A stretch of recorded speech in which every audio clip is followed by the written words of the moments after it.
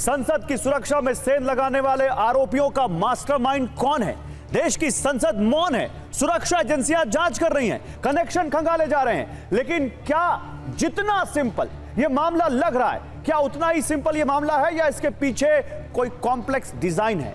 खाली रंग दे बसंती जैसी कुछ मूवीज की तरह युवा सिस्टम से व्यतीत होकर इसको अंजाम देने पहुंच गए या इसके पीछे कोई टूल किट काम कर रही है? ये जो 5-7 चेहरे, ये सिर्फ मोहरे हैं या कोई मास्टरमाइंड है जो अभी तक पकड़ में नहीं आया है? या संसद में कुछ और होने वाला था, कुछ बड़ा होने वाला था? क्या लास्ट मोमेंट पर यह ऑपरेशन अबॉर्ट कर दिया गया? कहीं इन लोगों का इस्तेमाल तो नहीं कर लिया गया? कई लोगों को बिना बताए कुछ ऐसा इनसे करवा दिया गया जिसकी इंटेंसिटी इनको मालूम ही नहीं, इनको मालूम ही नहीं कि कितना बड़ा कांड ये करने जा रहे हैं। दूसरी तरफ संसद में इस मुद्दे पर हंगामा भी खूब हो रहा है, हंगामा करने वालों पर कार्रवाई हो रही है। 8 सुरक्षा कर्मियों की जिम्मेदारी तय करते हुए पहले उनको सस्पेंड किया गया, फिर 14 सांसदों को सुरक्षा का मुद्दा उठाने पर निलंबित कर दिया गया। लेकिन इस सब के बावजूद जो असल सवाल है उसका जवाब नहीं मिल रहा है कि संसद में सुरक्षा कर्मियों के 40% पद खाली क्यों हैं? फुल टाइम ज्वाइंट सेक्रेटरी का अपॉइंटमेंट कब होगा? सुरक्षा की जिम्मेदारी केवल इन 8 सुरक्षा कर्मियों पर है या कुछ बड़े अधिकारियों की जिम्मेदारी भी तय की जाएगी? आज इसी पर बात करेंगे। और देखिए, इस पर बात करने के लिए हमारे साथ कुछ बड़े नाम आज हैं। हमारे साथ लोकसभा राज्यसभा दोनों सदनों के सदस्य जुड़ने वाले हैं और इस वक्त हमारे साथ प्रमोद तिवारी जी जुड़ चुके हैं, कांग्रेस के सीनियर मेंबर हैं। प्रमोद जी, स्वागत है आपका टीवी 9 भारतवर्ष पर।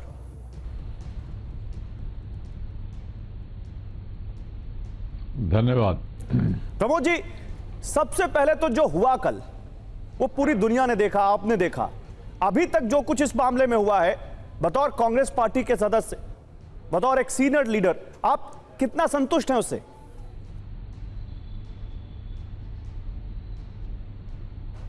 मैं बिल्कुल संतुष्ट नहीं हूं। देखिए, आजाद भारत के इतिहास में यह पहली बार हुआ है कि कुछ लोग बाहर से आकर वो संसद भवन की सुरक्षा में अंदर आते हैं, फिर उसके बाद संसद भवन में लोकसभा की दीर्घा में जाते हैं, दर्शक दीर्घा में जाते हैं और वहां से जम करके सदन के अंदर जाते हैं। यानी लोकसभा के अंदर वो पहुंच गए चैम्बर में। ये पहली बार हुआ है। आज से 22 साल पहले जो हमला हुआ था, आर्म्ड हमला, उसमें भी वो लॉबी तक भी नहीं जा पाए थे। अंदर जाने की बात तो छोड़ दीजिए, इसमें वो प्रवेश कर गए, वहां से कूदे और उन्होंने अपने जूते से पाउडर निकाले, बम निकाला जिससे बनता है, फेंक दिया। पूरा सदन धुआं धुआं हो गया। ये रंगीन था, ये हार्मलेस था, ऐसी रिपोर्ट है, कहा जा रहा है। पर अगर वो जो निकाल के फेंका था वो बम होता तो कौन जिम्मेदार है इसका? इसका जिम्मेदार अगर कोई है तो इस देश का गृह मंत्रालय जिम्मेदार है, जिसकी 2 लेयर 3 लेयर क्रॉस करके आए। अभी आप ही कह रहे थे कि सिक्योरिटी में तमाम जगह खाली हैं। उन खाली जगहों पर भर्ती तक नहीं हुई है। यानी देश के सारे सांसद हवाले कर दिए गए उनके और गवर्नमेंट सोती रही। और डिमांड क्या है? आज विपक्ष चाहता क्या है? सिर्फ यही कि गृह मंत्री जिस सदन के अंदर आए, एक वक्तव्य दें कि ये सब क्या हुआ, कैसे हुआ, या एक कमेटी बना दें सांसदों की, जिससे भविष्य में ये दोबारा आप कह रहे हैं सांसदों की कमेटी बना दें। यहाँ तो सांसद जो आज पर भी सरकार बात कर रहे थे, 14 सांसद निलंबित कर दिए गए, 1 राज्यसभा के और 13 लोकसभा के, जिसमें 9 कांग्रेस पार्टी के। इस पर क्या कहना है आपका बतौर कांग्रेस पार्टी के राज्यसभा सदस्य के तौर पर? मेरी बात मैं कहता रहा हूं, ये तानाशाही में संभव हो। ये सरकार तानाशाह हो चुकी है। ये सरकार लोकतंत्र के प्रति जवाबदेह नहीं है। आप बताइए, 13 लोग तो सस्पेंड हो गए। वो जो एक वक्तव्य की मांग कर रहे हैं, गृह मंत्री से कह रहे हैं आप बताएं तो हम यहाँ सुरक्षित हैं कि नहीं, भविष्य में रहेंगे या नहीं। और जिसने पास दिया था, भाजपा का सांसद जिसने पास दिया था, अभी जांच चल रही है, उसको सस्पेंड करने की नहीं सोची। बल्कि जिसने ये पास दिया, जिसकी वजह से घटना हुई, वो आराम से संसद में बैठा है और हम आवाज उठा रहे हैं कि भैया इस पे बोलो तो, क्या हुआ, कैसे हुआ, या हम चैनलों में देख लें या हम अखबारों में पढ़ लें। हमें ये भी जानने का अधिकार नहीं कि हम पर, हमारी सुरक्षा पर हमला हुआ। मतलब आप कह रहे हैं कि आपको कम से कम अपनी सुरक्षा के बारे में आवाज उठाने का हक तो होना चाहिए, और जब हम वो आवाज उठा रहे हैं तो हमें सस्पेंड किया जा रहा है। बिल्कुल, बहुत बहुत शुक्रिया प्रमोद जी आपका। हमारे जी, आप अपनी बात पूरी कर लीजिए पूरी बात। हम किसी से बहुत बहुत धन्यवाद। मैं सिर्फ ये कह रहा हूं, ये मीडिया की भी जिम्मेदारी है, देश के वो लोग जो देख रहे हैं उनकी जिम्मेदारी है कि हमारी मांग क्या है। हम सिर्फ ये जानना चाहते हैं ये क्या हुआ, ठीक है, कैसे हुआ, आगे ऐसा नहीं होगा, इसके लिए क्या इंतजाम किए जा रहे हैं। अरे ये पार्लियामेंट की बिल्डिंग में तो हम 3-4 महीने पहले आए, कहा गया था ये दुनिया की सबसे सुरक्षित बिल्डिंग है। ये हालत है भाजपा के, मतलब सरकार की तरफ से आप कहीं ना कहीं एक जवाब चाह रहे हैं। बहुत शुक्रिया प्रमोद जी आपका, अपना कीमती वक्त हमें देने के लिए और ये बताने के लिए कि विपक्षी सांसदों की या विपक्ष की इस मुद्दे पर क्या मांग। तानाशाही का रवैया है, तानाशाही का रवैया है। बिल्कुल, और आप कह रहे हैं कि तानाशाही का रवैया है। संसद की सुरक्षा पर जो अभी हमारे पास जानकारी है, वो कैसे संसद की सुरक्षा होती है, कैसे वो पूरा स्ट्रक्चर है, कैसे एक पूरी हायरार्की मेंटेन होती है मैन पावर की, और कैसे ऊपर बैठे सबसे बड़े अधिकारी से लेकर नीचे खड़े सबसे छोटे स्तर के सुरक्षा कर्मी तक क्या स्ट्रक्चर होता है। देखिए, लोकसभा की सुरक्षा की निगरानी डेप्यूटी स्पीकर करते हैं, लेकिन 2019 के बाद से लोकसभा में डेप्यूटी स्पीकर है ही नहीं। सुरक्षा के प्रमुख ज्वाइंट सेक्रेटरी सिक्योरिटी होते हैं, लेकिन 2 नवंबर 2023 से यह पद भी खाली है क्योंकि रघुवीर लाल का यूपी ट्रांसफर हो गया, जो पहले इस पद पर थे। अभी लोकसभा की सुरक्षा का जिम्मा प्रभारी सुरक्षा अधिकारी ब्रजेश सिंह के पास है, जो डायरेक्टर लेवल के अधिकारी हैं। ज्वाइंट सेक्रेटरी सिक्योरिटी के नीचे 2 स्पेशल डायरेक्टर सिक्योरिटी होते हैं, उनके नीचे 15 ज्वाइंट सिक्योरिटी होते हैं, और फिर 15 ज्वाइंट डायरेक्टर सिक्योरिटी होते हैं, और फिर 26 डेप्यूटी डायरेक्टर सिक्योरिटी होते हैं। उनके नीचे 56 सिक्योरिटी ऑफिसर होते हैं, इनमें 5 पद खाली हैं।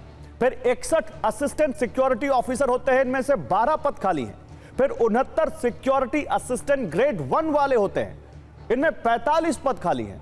और इसके नीचे 72 सिक्योरिटी असिस्टेंट ग्रेड 2 वाले होते हैं, इनमें 63 पद खाली हैं। यानी टोटल अगर आप जोड़ें तो 301 पद सैंक्शन है सिक्योरिटी के लिए ऊपर से लेकर नीचे तक संसद में, और उसमें 176 अभी तैनात हैं और 125 यानी 40% से ज्यादा पद अभी वहां पर खाली हैं। तो देखिए, ये हालात हैं सुरक्षा को लेकर, और अभी इस पर बात करने के लिए मेरे साथ कुछ खास मेहमान जुड़ चुके हैं। मेरे साथ आप मेजर जनरल वीके दत्ता को देख रहे हैं, जो एनएसजी की जो पहला बैच था उसको ट्रेनिंग देने वाले अधिकारी हैं। मेरे साथ यशोवर्धन झा आजाद हैं, जो पूर्व विशेष निदेशक हैं आईबी के। मेरे साथ इस वक्त आजाद पालवा हैं, जो नेता हैं संयुक्त किसान मोर्चा के। आप तीनों का स्वागत है। और मैं सबसे पहले यशोवर्धन जी आपसे सवाल लेना चाहूंगा। यशोवर्धन जी, हमने मैन पावर तो गिना दी, लेकिन क्योंकि आप समझते हैं, आप सिक्योरिटी लैप्सेस को समझते हैं, मुझे ये बताइए कल जो हुआ वो जितना सिंपल दिख रहा है उतना ही सिंपल है कि 7 लोग आए, 6 लोगों ने वहां पर साजिश रची, 2 अंदर घुस गए, उन्होंने वहां पर एक स्मोक स्टिक जला दी और अपना नाम वहां पर इतिहास में दर्ज करा लिया। क्या यही है ये पूरा मामला? हाँ, यही है पूरा मामला। इसमें जो सबसे ज्यादा चूक हुई है वो हुई है उस पॉइंट ऑफ स्क्रीनिंग पे जहां पर कि इनका पर्सनल स्क्रीनिंग किया गया। जो स्क्रीनिंग की प्रक्रिया है उसमें हम मेटल डिटेक्टर से देखते हैं, डीएफएमडी से और एचएचएमडी से, और बाद में पर्सनल ट्रिस्किंग की जाती है। क्योंकि वो प्लास्टिक कंटेनर थे, वो मेटल के डिटेक्शन में नहीं आया। लेकिन ये दिखाता है 2 चीजें जो बहुत गंभीर चूक हुई है, वो 2 स्तर पे हुई है। एक तो उस दिनांक को, जबकि सबको मालूम था कि 13 दिसंबर है और हमने श्रद्धांजलि दी थी उन सुरक्षा कर्मियों को जिन्होंने बलिदान दिया था अपना, तो उस दिन चौकसी जो होनी चाहिए थी वो दिगनी 4 गुनी ज्यादा होनी चाहिए, और उस दिन चौकसी नहीं की गई। और दूसरी जो एक अनप्रोफेशनल तरीका हम अपनाते हैं कि एक रूटीन मेंटेनेंस में तो हम बहुत अच्छी तरह करते हैं, लेकिन कुछ भी अगर आउट ऑफ द ऑर्डिनरी आ जाए तो उसके लिए हम प्रिपेयर्ड नहीं रहते हैं। ऐसी व्यवस्था में आपको वॉचर्स लगाने चाहिए जो कि अलग से भी देख सकें, और प्रोफेशनल्स लोगों को लगाना चाहिए। सवाल सिर्फ वैकेंसीज का नहीं है, सवाल है एक अप्रोच का, वो आवश्यक है। ये बात जरूर है, अगर बैक स्कैटर टेक्नोलॉजी के स्कैनर्स रहते तो साफ को प्लास्टिक भी सामने आ जाता। कुछ लोगों ने जूते उतारने की बात की है, जैसे कि एयरपोर्ट में किया जाता है जी। तो जूते उतारने की जो प्रक्रिया है वो लोकसभा वगैरह में नहीं की जा रही है। और वहां पर भी एयरपोर्ट में अगर आपका मेटालिक कंटेंट आता है तब वो आपको जूते उतारते हैं। लेकिन अब ये समय आ गया नई टेक्नोलॉजी के लिए, तो गलती जो हुई है, गंभीर चूक, वो उसी पॉइंट पे हुई है। ठीक है, लेकिन जनरल दत्ता, क्योंकि आपके बारे में मुझे बताया गया है कि आपने एनएसजी की स्थापना की, उन अधिकारियों में से एक हैं आप जिन्होंने एनएसजी की स्थापना की, और संसद की सिक्योरिटी को ट्रेनिंग देने वाले अधिकारी आप हैं सर। तो सर, जो कल हुआ, कहां चूक हो गई सिक्योरिटी से, कैसे असेस कर रहे हैं आप इसको? देखिए, ऐसा है, मैं मिस्टर आजाद के साथ फुली सहमत हूँ। हाँ, आप जो सिक्योरिटी जो लेयर्स लगाते हैं वो अलग अलग दायरे के अंदर होता है। आपका आउटर पैरामीटर है, उसके बाद इनर है, उसके बाद में कोर जोन है, उसके बाद में जो वेल है, जो आपका अंदर पार्लियामेंट का एरिया है, इसके अंदर रिसेस कंट्रोल बाहर से चालू होता है। जो दिल्ली पुलिस है, सीआरपीएफ है, आईटीबीपी है, इसके अलावा जो इंटेलिजेंस ब्यूरो के लोग होते हैं, ये सारा एक पूरा तंत्र होता है। और अमूमन जो इनका जो टॉप जिसको बोलते हैं इंचार्ज होता है, एडिशनल सेक्रेटरी सिक्योरिटी या जॉइंट सेक्रेटरी सिक्योरिटी होना चाहिए, उसके नीचे सारे लोग ये आ जाते हैं, जिसके अंदर की पार्लियामेंट सिक्योरिटी सर्विसेज भी हैं। और ये सारी जो तंत्र है, इनका हर एक की अपनी अपनी जिम्मेवारी है, अपनी अपनी रिस्पॉन्सिबिलिटी है। और जो ये चूक हुई है, ये उस पॉइंट पे हुई है जहां से फाइनल स्क्रीनिंग करके आप लोगों को अंदर विजिटर गैलरी के अंदर बिठाते हैं। आपने फ्रिस्किंग करी कि नहीं, चेक करा कि नहीं करा। अगर आपको कोई शक होता है कि साहब इसने जूते कुछ मोटे टाइप के पहने हैं, तो आप उस हालत में उनके जूते उतरा के चेक कर सकते हैं। तो ये जो ट्रेनिंग है, आपके दिमाग का इस्तेमाल है, आपने थिंक अहेड करना है। आज की टेक्नोलॉजी के हिसाब से आपने देखना है, आज के दिन में बिना मेटल के भी नहीं, वो जो आप कह रहे हैं वो एक एसओपी में कमी रह गई, जो स्टैंडर्ड ऑपरेटिंग प्रोसीजर है उसमें कमी रह गई। मुद्दा उससे कहीं ज्यादा आगे का है जनरल दत्ता और यशोवर्धन झा जी। आप देखिए, वो वहां पर संसद में जो फुटेज आई हमारे सामने, वो बंदा, एक शख्स कूदता है गैलरी से और उछल रहा है और सांसद उसको पकड़ रहे हैं। वो मार्शल कहां है जनरल दत्ता, जिनको वहां पर सांसदों की सिक्योरिटी में लगाया जाता है? और अगर वो थोड़ी दूर भी थे तो काफी देर तक फुटेज सामने आई है, सांसद पकड़ रहे हैं, सांसद पीट रहे हैं, वो सिक्योरिटी कहां है? देखिए, अगर आप उस वीडियो को ध्यान से देखेंगे तो जो अंदर उनका वॉच एंड वॉच स्टाफ है, हाँ, वो जो गैलरी है उसकी तरफ से भाग के उसकी तरफ जा रहे थे, लेकिन ये लड़का टेबलों के ऊपर से टाप के जा रहा था। तो जो वॉच एंड वॉच वाले थे तो वो साइडों में थे, दोनों गैलरीज के अंदर। अगर आप देखें सेंटर की जो सीटिंग है उसके आप देखेंगे दोनों तरफ जो वॉच एंड वॉच के लोग थे, लेकिन इनके इसको लड़के को दबोचने के लिए उनको अंदर आना पड़ता। ऑलरेडी हमारे सांसद जनरल दत्ता, माफी चाहता हूं, लेकिन ये लोग जो वॉच एंड वॉच जिनकी आप बात कर रहे हैं, ये कोई ट्रेन लोग तो नहीं लग रहे थे। ये तो ऐसे कर रहे थे जैसे लग रहा है नॉर्मल जैसे सांसद कर रहे हो। वो शख्स जैसे उछल रहा था उसके तो बिल्कुल मैचिंग में लग ही नहीं रहे थे वो। बिल्कुल। देखिए, ऐसा कि कल भी मैंने इसके ऊपर एक टिप्पणी करी थी कि अमूमन जो वीआईपी लोग होते हैं अपने साथ बाउंसर रखते हैं या सिक्योरिटी गार्ड रखते हैं, जो ट्रेंड होते हैं, हाँ। जो अच्छी बॉडी रखते हैं, उनको अनार्म कम्बैट वगैरह आता है। तो अगर आप उस लहजे से देखें तो it was wanting in a sense कि आपकी जो फुर्ती होनी चाहिए, अगर वो टेबल टॉप रहता तो आप भी टेबल टॉप के जाते, आप उसको दबोच लेते। तो ये इसके अंदर थोड़ा सा जो लैकुना देखने को मिला। एंड मुझे उम्मीद है कि जो इसके इंचार्ज हैं वो इसके ऊपर तवज्जो देंगे। लेकिन अगर मैं एक आपको उदाहरण दूंगा, अगर मैं कमांडर हूँ, हाँ, मैं कमांडर हूँ तो मेरी जिम्मेवारी बनती है A to Z। अगर मेरी कमांड के नीचे बाहर से लेके अंदर तक कोई कांड हो जाता है तो मैं जिम्मेवार हूँ। बिल्कुल आप सही कह रहे हैं। देखिए, और इसी पर बात करने के लिए हमारे साथ एक और सांसद जुड़ चुकी हैं, शिवसेना उद्धव बाला साहेब ठाकरे गुट की सांसद प्रियंका चतुर्वेदी इस वक्त हमारे साथ जुड़ चुकी हैं। सीधे उनसे बात करते हैं। प्रियंका, आज जो हुआ, मैं सबसे पहले उस पर आपका रिएक्शन चाहता हूं। 14 सांसदों को सस्पेंड किया गया है और इसलिए क्योंकि वो संसद में सुरक्षा का मुद्दा उठा रहे थे। क्या कहना है आपका इस पर? 14 नहीं 15, 14 लोकसभा में, एक राज्यसभा में निलंबित किया है उनको पूरे सेशन से। और उनकी मांग क्या थी? उनकी मांग ये थी कि देश के गृह मंत्री आकर देश की संसद में आकर जवाब दें कि सिक्योरिटी ब्रीच कैसे हुई। इतने बड़े पैमाने में। आपको याद होगा 22 साल पहले जब वो आतंकी हमला हुआ था, हमारे जो पार्लियामेंट सिक्योरिटी थी वो शहीद हुए थे और उन्होंने पार्लियामेंट के अंदर उनको नहीं आने दिया। यहाँ पे तो पार्लियामेंट के अंदर आ जाते हैं, कैंस लेकर आते हैं। अगर वो कोई टॉक्सिक गैस होती जो वो स्प्रे कर रहे हैं, आप समझ सकते हैं किस तरीके की बड़ी घटना हो सकती थी।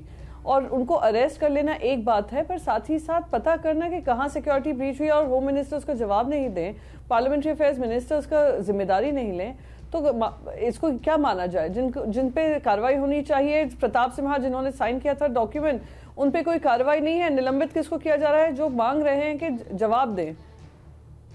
नहीं, ठीक है, लेकिन मैं आपकी जानकारी के लिए यहाँ पर और आपको जानकारी दे दूं प्रियंका की 14 ही सांसद है। पहले 15 की जानकारी आई थी, लेकिन फिर बाद में ये कहा गया कि डीएमके के एक सांसद की मिस्टेकन आइडेंटिटी है और उनका नाम वापस ले लिया गया, तो करेक्शन करके 14 हो गए अभी। खैर 15-14 जो भी हो, मैं ये कहना चाह रहा हूं आपसे कि ये जो कुछ हुआ इसको लेकर विपक्ष कैसे अब इस मुद्दे को आगे बढ़ाएगा? इंडिया का कोई रोड मैप है इसको लेकर? इंडिया का कोई प्लान है इसको लेकर? सबसे पहले गौरव जी मैं आपको बता दूं, ये भी देखिए कितना दुर्भाग्य है, इनको ये भी नहीं पता पार्लियामेंट में कौन से एमपीज मौजूद थे और किसको सस्पेंड करना है। इसलिए मैं 15 पे टिकी हुई हूँ। मैं 15 पे इसलिए टिकी हुई हूँ क्योंकि इन्होंने एक सांसद का नाम लिया जो उस समय पे कार्रवाई में थे ही नहीं। तो आप समझ सकते हैं कि क्या इनकी पुख्ता चेकिंग प्रोसीजर है, क्या उनका प्रोसीजर है पार्लियामेंट्री प्रोसीडिंग्स को देखते हुए। दिखाता है, एक्सपोज करता है उनके सारे हॉलो क्लेम्स जो देश के सामने बड़ी बड़ी बात कर नेशनलिज्म की बात करते हैं। और पार्लियामेंट जो टेम्पल ऑफ डेमोक्रेसी है, द मदर ऑफ डेमोक्रेसी, उसमें इतनी बड़ी चूक होने देते हैं। तो क्या जो पार्लियामेंट की सुरक्षा नहीं कर सकते वो देश की सुरक्षा क्या करेगा? पीओके और अक्साई चंद की बात करने से पहले देश के गृह मंत्री आकर बताए ना पार्लियामेंट में क्या हुआ। अब रही बात विपक्ष क्या करेगा, विपक्ष बार बार यही मांग कर रहा है और मैं जो मानती हूँ हर देशवासी के मन में होगा कि आज इतनी बड़ी घटना कैसे हो जाती है। आप जो नया पार्लियामेंट है, इतने आपने बोस्ट किया था सिक्योरिटी फीचर्स अच्छे हैं, फेशियल रिकग्निशन से ही दरवाजे खुलेंगे, कोई अनऑथराइज्ड। ये तो बात हो गई कोई एडवांस मैकेनिज्म की। अभी जो जानकारी आ रही है प्रियंका जी, जो ज्वाइंट डायरेक्टर होते हैं, ज्वाइंट सेक्रेटरी सिक्योरिटी के, वो full time joint secretary security तक नहीं है 1 महीने से, प्लस 40% मैन पावर शॉर्ट है संसद में सिक्योरिटी का। तो ये क्या एक गंभीर सवाल खड़े करता है?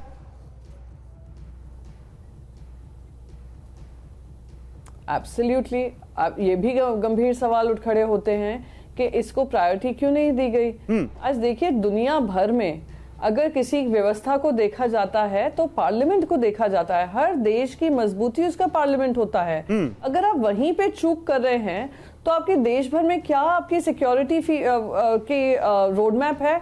आई थिंक हर देशवासी के मन में होगा कि आज गृह मंत्री आकर जनता में ये विश्वास जताएं ये जो भूल हुई है भूल सुधार होगा, जो गलतियां पाई गई हैं उस गलतियों का वो माने और कहें कि हाँ इस पे हम कार्रवाई करेंगे।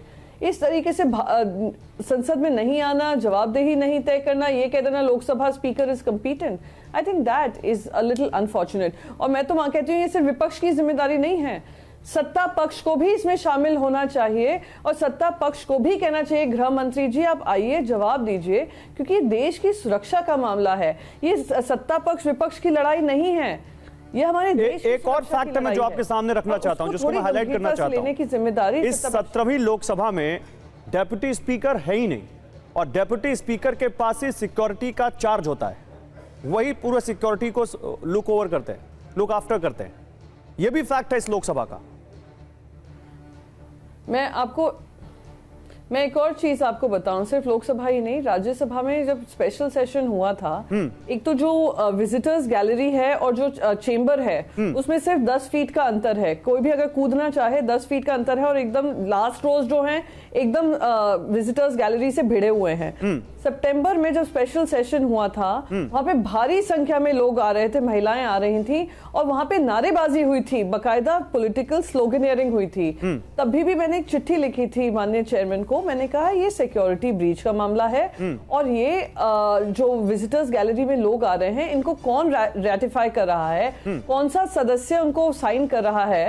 हर पार्लियामेंटेरियन को 10 लोग तक ले जाने की अनुमति है पर डे, पर जो संख्या में आ रहे थे वो हजारों की संख्या में पर डे आ रहे थे। तो ये मैंने 22 सितंबर को फ्लैग किया था, पर कोई उस पर कार्रवाई नहीं हुई, ना मुझे आज तक जवाब मिला। तो अभी आप जो बता रहे हैं जॉइंट सेक्रेटरी की बात हो या डिप्यूटी स्पीकर, तो हम सभी जानते हैं कि अपॉइंट नहीं किए गए हैं। तो अगर ये सारी जिम्मेदारी में इतने बड़े बड़े लूप होल्स हैं, तो मैं किसको दोष दूं? आप मुझे बताइए, as a Indian citizen, forget मैं विपक्ष में हूं, फॉरगेट मैं भी एज एन इंडियन सिटीजन, मैं पूछ रही हूं, मैं किससे पूछूं, किससे मांग करूं, किसके दरवाजे पे जाकर खटखटाऊं और पूछूं कि इतनी बड़ी चूक कहां पे हुई? पीएम मोदी ने बैठक में मंत्रियों से कहा है सुरक्षा में चूक को संवेदनशीलता से लें। यह कहा पीएम मोदी ने, स्पीकर को जो जरूरी कदम लगे वो उठाएं, यह पीएम ने कहा है। तो सुरक्षा में जो सेंध लगी कल संसद के, उसके बाद प्रधानमंत्री नरेंद्र मोदी ने कहा कि स्पीकर को जो जरूरी कदम लगे उठाएं और इस पूरे मामले को संवेदनशीलता से लें। सूत्रों के हवाले से यह खबर आ रही है। और एक और इसी मामले में एक और बड़ी खबर आ रही है, जो आरोपी हैं चारों, उनको 7 दिन की पुलिस रिमांड पर भेज दिया गया है। बड़ी खबर, आज पटियाला हाउस कोर्ट में इनकी पेशी हुई और पटियाला हाउस कोर्ट ने इनको 7 दिन की रिमांड पर भेज दिया है। दिल्ली पुलिस ने 15 दिन की रिमांड मांगी थी, लेकिन पटियाला हाउस कोर्ट ने इनको 7 दिन की पुलिस रिमांड पर भेज दिया है चारों आरोपियों को।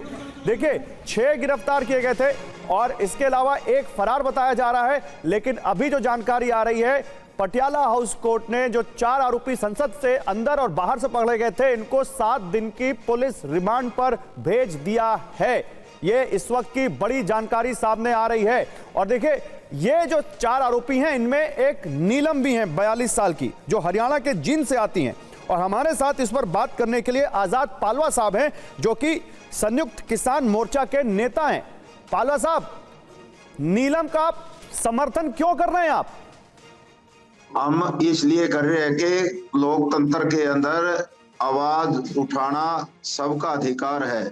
और जो बेटी ने बाहर रह के संसद के बाहर से आवाज उठाई है, वो जो युवाओं को रोजगार नहीं है, किसान मजदूरों की समस्याओं को सरकार सुन नहीं रही, और जो देश के अंदर तानाशाही चल रही है उस पर अंकुश लगना चाहिए। इस प्रकार की आवाज उठाई है, उसकी आवाज। अरे तो संसद की सुरक्षा में सेंध लगा देंगे क्या? सांसदों की जान के लिए खतरा बन जाएंगे क्या आवाज उठाने के लिए? हाँ जी,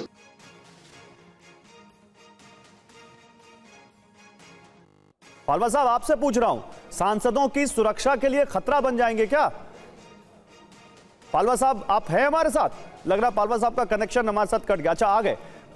पालवा साहब, आप कह रहे हैं कि वो अपने हक की आवाज उठा रहे हैं, तो क्या संसद में घुस जाएंगे, सुरक्षा में सेंध लगा देंगे, सांसदों की जान के लिए खतरा बन जाएंगे? आप तो डेमोक्रेटिक प्रोसेस से चुने बनकर आए लीडर है ना, बताइए क्या डेमोक्रेसी में ये जायज है? जो बेटी ने आवाज उठाई है बाहर से, उसने बाहर से आवाज उठाई है। और लोकतंत्र में हम कहते हैं कि जो आवाज उठाई है उसका हम समर्थन करते हैं, आवाज का समर्थन करते हैं।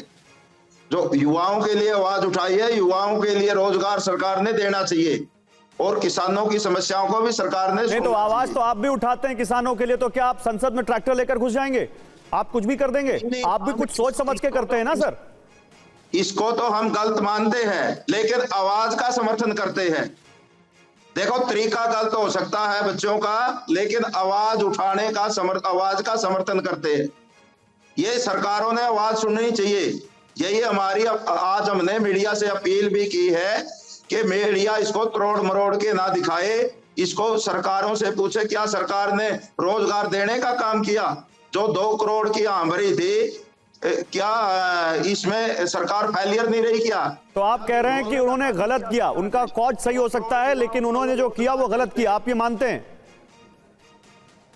तो ये नौबत नहीं आनी थी। जो किसान मजदूर की भी आवाज सुननी चाहिए। किसान मजदूर लगा। मैं आपके उस मुद्दे पर नहीं जा रहा हूं पालवा साहब कि उन्होंने जो कॉज उठाया वो गलत है या सही है। मैं तो ये पूछ रहा हूं जो उन्होंने किया वो गलत था या सही था? वो तरीका गलत था, लेकिन आवाज को भी तो सुनना चाहिए सरकारों ने। सरकार क्यों सोई पड़ी है? क्यों नौबत आई इस प्रकार की? हमारा ये प्रश्न है कि नौबत क्यों आई इस प्रकार की? ठीक है, बहुत शुक्रिया पालवा साहब। आप कह रहे हैं कि गलत किया, लेकिन जो उनका मुद्दा था वो सही था। बहुत शुक्रिया आपका अपना कीमती वक्त हमें देने के लिए। चलिए, संसद की सुरक्षा में लापरवाही के लिए 8 सुरक्षा कर्मियों पर कार्रवाई की गई है, उन्हें सस्पेंड कर दिया गया है। संसद के सुरक्षा कर्मियों का अंक गणित भी अब आप जान लीजिए, जो अभी हमने आपको दिखाया था उसको आप समझिए। 301 पद संसद में हैं सुरक्षा कर्मियों के, और 176 पद जो हैं वहीं पर अभी तैनात है सुरक्षा कर्मी, ऊपर से लेकर नीचे तक, अधिकारियों से लेकर नीचे तैनात सुरक्षा कर्मियों तक 125 पद खाली हैं। अब आप सोचिए, जहां 300 का पद, 300 की संख्या, वहां 125 लोगों का ना होना कितना बड़ा यहां पर एक चैलेंज पैदा करता है। 8 सस्पेंड हैं, और इसमें भी आपको बताऊं, जो ये 125 पद खाली हैं, ये कौन है मालूम आपको? जो ग्राउंड पर काम करता है, जो सिक्योरिटी असिस्टेंट ग्रेड 1 है, जो सिक्योरिटी असिस्टेंट ग्रेड 2 है, जो सिक्योरिटी ऑफिसर है, जो असिस्टेंट सिक्योरिटी ऑफिसर है। अगर 7 लेयर की ये वर्टिकल यहां पर पूरी हायरार्की है, तो नीचे के 4 लेवल उसमें ये पद खाली हैं। अधिकारी फुल हैं, ज्वाइंट उसके नीचे के डेप्यूटी अधिकारी फुल हैं, केवल जो सुरक्षा जमीन पर करता है अधिकारी, जो कर्मचारी, वो नहीं है वहां पर। जनरल दत्ता, आप बताइए, आप 300 लोगों की आपकी बटालियन हो और 125 आपके पास उसमें सैनिक ना हो, तो कितना बड़ा चैलेंज होगा आपके लिए? देखिए, ऐसा कि मैन पावर की शॉर्टेज हर एक ऑर्गेनाइजेशन में होती है, तो उसको कैसे मैनेज किया जाए, उसका जो कमांडर है या रिस्पॉन्सिबल ऑफिसर है, उसकी जिम्मेवारी होती है। इसमें अमूमन क्या होगा कि आपको किसी ना किसी की एक्स्ट्रा ड्यूटी लगानी पड़ जाएगी, और आपको मतलब ड्यूल रिस्पॉन्सिबिलिटी देनी पड़ जाएगी, और एक से ज्यादा टास्किंग उनको देनी पड़ जाएगी। तो ये जरूरी है, लेकिन जो क्रिटिकल एरियाज हैं वहां पे कभी भी छूट नहीं की जाती। जिस जगह को प्रॉपर्ली मैन करने की आवश्यकता है, उसको मैन किया जाता है।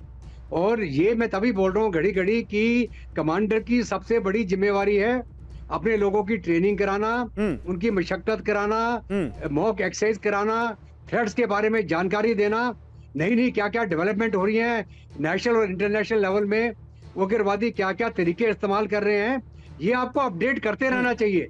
ये कंटिन्यूस प्रोसेस होता है। कोई भी कमांडर, कोई भी अधिकारी अगर ये नहीं करेगा तो किसी ना किसी दिन वो मार खाएगा। तो इसलिए बहुत जरूरी है, ऐसी जगह जो बड़ी सेंसिटिव एरियाज हैं, आपके पास में ट्रेंड, मोटिवेटेड और बेस्ट लोग होने चाहिए, बिल्कुल सिलेक्ट होके आने चाहिए। नहीं, और आप जो कह रहे हैं, मैं एक और फैक्ट यहां पर रखना चाहता हूं, एक और तथ्य अपने दर्शकों के सामने और आप मेहमानों के सामने रखना चाहता हूं। यशोवर्धन जी, देखिए 9 महीने पहले रेकी होती है। अच्छा, यशोवर्धन जी हमारे साथ नहीं, जनरल दत्ता, 9 महीने पहले रेकी होती है। एक शख्स आता है, वो 9 महीने पहले संसद घूम के जाता है, वो ये तक पता लगा लेते हैं कि संसद में जो चेकिंग हो रही है उसमें जूतों की चेकिंग नहीं होती है। आप समझिए सर, क्या एक नॉर्मल आदमी इस लेवल पर जाकर सोच सकता है जिस लेवल पर जाकर इन्होंने रेकी की और जो प्लान बनाया?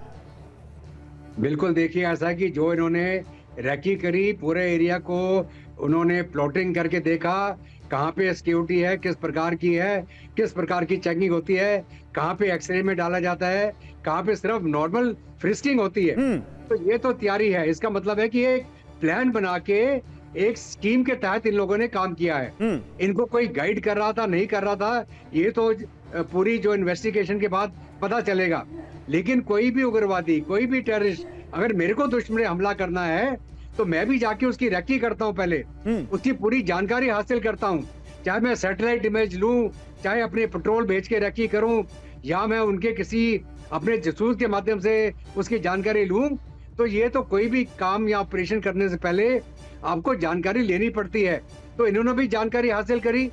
आज के दिन में इस प्रकार के प्लास्टिक एक्सप्लोसिव्स हैं जो कि मेटल डिटेक्टर में नहीं पकड़े जाते हैं, वो सिर्फ एक्सरे के माध्यम से पकड़े जा सकते हैं या केमिकल डिटेक्टर के माध्यम से पकड़े जा सकते हैं। तो हमारी जितनी एजेंसीज हैं, इनको इन चीजों के बारे में मालूम होना चाहिए। आप सर बहुत बड़ी बातें कह रहे हैं, और देखिए एक बड़ी खबर भी आ रही है हमारे पास। उस खबर से पहले एक जरा यहाँ पर ग्राफिकल रिपोर्ट दिखा दूं, दर्शकों को स्टैंड बाय कर रहा हूं। एक बहुत बड़ी खबर इस पूरे मामले से जुड़ी आ रही है, लेकिन पहले ये देखिए, संसद की सुरक्षा में सेंध के मामले में अब तक 7 लोगों के नाम सामने आए हैं। जरा इनके बारे में आप जान लीजिए।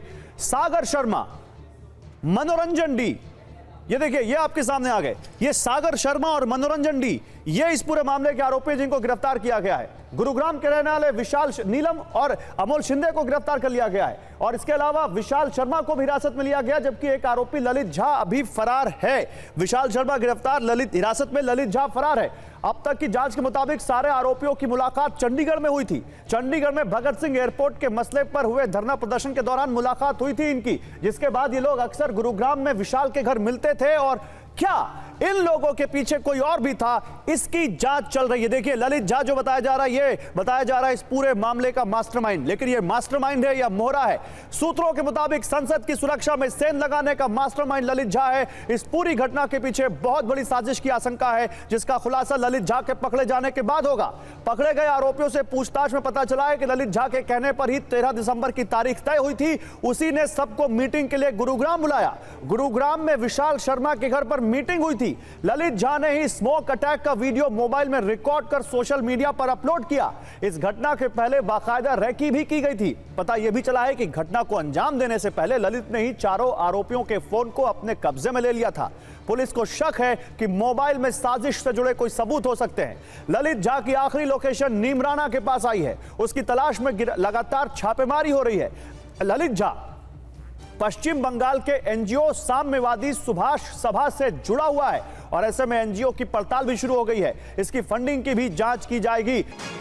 कोर्ट में दिल्ली पुलिस के वकील ने एक बड़ी बात कही है। यह घटना आतंकी गतिविधि जैसी है, यह दिल्ली पुलिस के वकील ने कोर्ट में कहा है। रिमांड मांगते वक्त पटियाला हाउस कोर्ट ने इन आरोपियों को, जिनको कहा है दिल्ली पुलिस के वकील ने कि घटना आतंकी गतिविधि जैसी हो सकती है, इन आरोपियों को पटियाला हाउस कोर्ट ने 7 दिन की पुलिस रिमांड पर भेजा है। लेकिन दिल्ली पुलिस के वकील का यह बयान, दिल्ली पुलिस के वकील की यह टिप्पणी बहुत बड़ी है। उसने पटियाला हाउस कोर्ट में कहा कि यह घटना आतंकी गतिविधि जैसी है। 15 दिन की रिमांड मांगी थी, दिल्ली पुलिस ने 7 दिन की रिमांड पर भेजा है। पुलिस रिमांड पर भेजा है पटियाला हाउस कोर्ट ने। आतंकी गतिविधि जैसी घटना, यह कहा है कोर्ट ने। दिल्ली पुलिस के कोर्ट में दिल्ली पुलिस के वकील ने कहा है कि यह आतंकी गतिविधि जैसी घटना है। यह कहा है दिल्ली पुलिस के वकील ने। यह बहुत बड़ा यहां पर इस पूरे मामले में एक अपडेट। जनरल दत्ता, आतंकी गतिविधि जैसी घटना, दिल्ली पुलिस के वकील का कहना इस मामले को कितना बड़ा बना देता है? देखिए बिल्कुल ऐसा है कि इनके ऊपर जो एफआईआर किया गया है वो यूपीए के माध्यम से किया गया है और ये जाहिर करता है कि ये एक साजिश के प्लान के तहत काम किया गया है। ये कोई इम्प्रॉम्प्टू कार्रवाई नहीं कि कोई एकदम उठ के किसी जोश में आके किसने कुछ कर दिया। पूरी प्लानिंग हुई है, पूरा इन्होंने रिकॉनेसेंस किया है और तरीका ढूंढा कि कैसे जाके करेंगे। अभी आप ये कह रहे हैं कि आप ये कह रहे हैं सर कि ये मामला इतना सिंपल नहीं है, इसके पीछे कोई कॉम्प्लेक्स डिजाइन हो सकता है, आप ये कह रहे हैं? बिल्कुल, किसी भी चीज को आप लाइटली नहीं ले सकते हैं। ये मान लीजिए अगर ये एक्चुअल में टेररिस्ट होते, पाकिस्तान के द्वारा भेजे गए होते और इनको ये अंदर एंट्री करने का जरिया मिल गया होता, इन्होंने रैकी कर ली, तो जूते के अंदर बम भी बना के जा सकते हैं। ठीक बात है। आज के दिन में बिना मेटल के आप बम बना सकते हैं। आप प्लास्टिक एक्सप्लोजिव का इस्तेमाल कर सकते हैं। आप प्लास्टिक डेटोनेटर का इस्तेमाल कर सकते हैं। वो मेटल डिटेक्टर में पकड़ में नहीं आएगा। ठीक है, वो सिर्फ केमिकल डिटेक्टर या एक्सरे की मशीन के माध्यम से ही पकड़ा जाता है।